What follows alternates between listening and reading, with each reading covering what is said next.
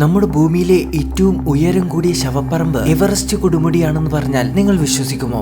അതെ, എവറസ്റ്റ് ഭൂമിയിലെ ഏറ്റവും ഉയരം കൂടിയ പർവ്വതം പോലെ തന്നെ ഏറ്റവും ഉയരത്തിൽ നിൽക്കുന്ന ഒരു ശവപ്പറമ്പ് കൂടെയാണ്. കാരണം നിലവിൽ 300ഓളം ശവശരീരങ്ങളാണ് എവറസ്റ്റിന്റെ പല ഭാഗങ്ങളിലായിട്ടുള്ളത്.